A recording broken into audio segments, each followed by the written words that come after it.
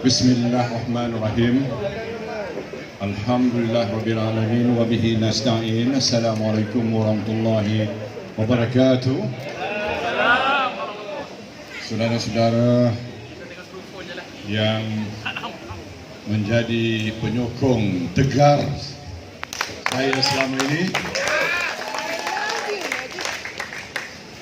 alhamdulillah pada tengah hari ini saya dapat bersama-sama dalam perjumpaan secara bersantai petang ini di restoran yang mana saya boleh kata memang sedap makanan di sini dan memang sesuai tempat ini dipilih. Saya melihat suasana antara saudara-saudara amat mesra, lagi akrab, menunjukkan bahawa api perjuangan tidak pernah padam di dalam hati kita. Dalam apa jua keadaan, sehinggalah apa yang kita hasratkan menjadi kenyataan dan realiti. Apapun, kita dah berjaya pada satu peringkat di mana kerajaan yang zalim, kerajaan yang tak mempunyai kemampuan telah jatuh selepas 21 bulan. Ini mereka telah mencatat rekod Malaysian Book of Record, kerajaan yang paling pendek dalam sejarah politik Malaysia. Mesti ada sebab mengapa kerajaan ini jatuh. Bukan salah Najib. Kalau semua orang kata, bukan semualah, kalau ada orang-orang tertentu yang selalu menyalahkan saya, tapi tolong tengok pada diri sendiri. Sebab rakyat telah pun menghukumnya. Kalau Najib saja menyebabkan kerajaan jatuh, tak mungkin dalam 5 pilihan raya kecil PH telah ditolak oleh pengundi. Yang paling ketara di Tanjung Piai kalah lebih 15,000. Di Kimanis Sabah yang pada asalnya tak ada siapa kata kita boleh menang, kita menang dengan majoriti yang agak meyakinkan. Kalau ini bukan cerminan suara hati rakyat, saya tak tahu apa dah lagi. Dan punca kejatuhan kerajaan ini sebab mereka ni mencurigai antara satu sama lain. Betul tak? Betul. Kerana mereka ni mungkir janji antara satu sama lain. Kerana mereka tak ada kemampuan mentadbir negara kita. Betul? Betul. Dalam 21 bulan, saya nak tanya, apa hasil keberhasilan mereka dalam masa 21 bulan? Boleh sebut tak apa sesuatu yang signifikannya? Apa dia? Bila saya tanya orang, mereka kata tergamam nak jawab. Kena fikir dulu. Kena fikir. Kalau dulu boleh sebut dengan senang. Oh, ekonomi kita berkembang 59% zaman BM. Oh, kita ada projek MRT. Oh, kita ada BRIM. Oh, kita ada bantuan petani. Oh, kita ada bantuan untuk budak-budak pergi sekolah. Begitu banyak yang telah kita berbudi dan kita bantu pada rakyat Malaysia zaman Barisan Nasional. Tapi bila kita tanya kerajaan PHD buat apa masa 21 bulan, banyak orang pun tergamam. Tuan-tuan pun kalau nak saya tanya pun agak susah pun nak jawab, ya. Nak kata 21 bulan apa dia? Tak tahu. Nak kata pasal regulation merokok, tak tahulah, ada orang setuju ada tak setuju. Nak kata apa lagi? Kasih. Kasih. Semua kencing ya. Kencing. Kalau nak kata pendakwaan pun, ada yang didakwa, ada yang tak didakwa. Dah terang, tak payah bersuluh lagi, tak didakwa. Dan ada yang didakwa, ditarik balik pun ada. Ada yang kena hukum pun ditarik balik. Jadi soalnya sekarang ni, kalau dalam bab keadilan Ya, ini justice pun sehinggakan pegawai negara meletak jawatan dan mengaku bahawa dia pelantikan politik. Mana ada pegawai negara dalam sejarah Malaysia mengaku dia pelantikan politik. Institusi macam pegawai negara tidak boleh dipolitikkan.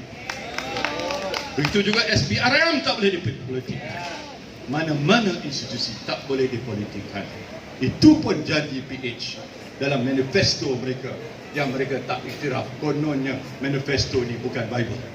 Inilah setelah mereka mungkir janji, gagal menunaikan janji pada rakyat, rakyat kata cukuplah kerajaan PH. Mereka nak kerajaan PH diganti dengan kerajaan baru.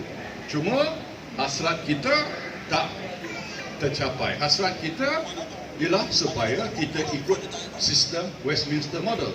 Westminster Model berarti kalau kerajaan gagal, kita pulangkan balik pada rakyat. Rakyat boleh tentukan mandatnya. Ada orang kata, oh kita ada pilihan raya, kita kena belanja 800 juta. Saya kata sebaliknya, kalau tak ada kerajaan yang kuat, kerajaan yang kokoh, bursa saham jatuh sebanyak, saya tak silap saya, lebih pada 400 poin. Itu kalau kita translate, terjemahkan dalam nilai wang ringgit, lebih kurang 400 bilion telah luput dari segi harta yang untuk negara. Kalau kita dah hilang 400 bilion, apakah 800 juta? Kalau kita dapat kerajaan yang kuat dan stabil, tentulah itu menyempurnakan asas fundamental kita memulihkan ekonomi negara. Keyakinan, confidence adalah asas pada pemulihan ekonomi. Sekarang ini kita ada satu keadaan baru, kita terpaksalah buat kerajaan perikatan nasional di mana macam-macam tafsiran dalam pembentukan kerajaan baru ini. Tapi kita tengok dulu, kita dapat keputusan Majlis Tertinggi dah kata bahawa ini coalition antara ahli-ahli parlimen. Ini tidak melibatkan parti. Parti bebas untuk mengkritik ataupun mengeluarkan apa-apa pendapat, menjadi check and balance pada kerajaan yang ada pada hari ini.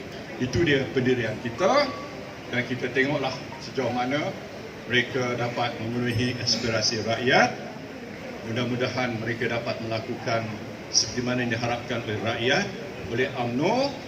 Apapun, kita mesti pertahankan kepentingan UMNO dan Barisan Nasional dan muafakat nasional. Ini merupakan asas politik kita, dan kalau kita nak gabung dengan Parti Bunga dan sebagainya, kita kena lihat bahawa penggabungan itu tidak merupakan penggabungan yang merugikan UMNO ataupun merugikan kepentingan kita selama ini. Itu sajalah poin saya terlalu awal untuk kita nak buat sesuatu kesimpulan lebih daripada ini. Tapi saya harap kita semua sabar, kita teruskan perjuangan kita. Saya berjuang melalui media sosial sehingga Dr. Mahathir kata saya lebih bahaya daripada Anwar Ibrahim. Tak apalah, sikit sebanyak itu saya kira itu sebagai satu recognition, satu pengiktirafan bahawa selama 21 bulan saya tidak henti-henti buat posting, dan rakyat dah boleh cek pada posting yang saya buat, dan mereka pun sampai orang biasa pun cek posting saya hari-hari. Mereka kata kalau tak cek posting saya rasa tak lengkap hari itu. Jadi dia nak tahu maklumat serius, maklumat yang serius, maklumat yang tepat, maklumat yang tak ada political colouring. Mereka rujuk pada posting saya. Sebab selama ini kalau dia rujuk pada kenyataan menteri, menteri banyak cakap bohong dan banyak kelentung, dia tak boleh pakai. Jadi dia rujuk pada Facebook saya dan segala kontennya, dan alhamdulillah kita dapat melihat public opinion hari ini sudah berubah. Daripada rating yang agak tinggi pada PH, dia telah jatuh sampai kira-kira 20% saja rating mereka waktu mereka tumbang sebagai sebuah kerajaan. Jadi sekarang ini kita melihat ke hadapan, kita ada banyak cabaran. Cabaran ekonomi ini adalah amat serius dan tidak mudah. Sebab itulah GST merupakan menjadi buffer kepada ekonomi negara kita.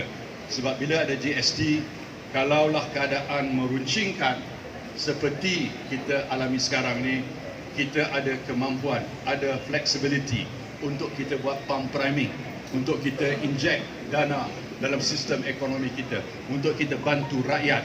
Tapi kerana mereka memansuhkan GST, kemampuan kita hari ini amat terbatas.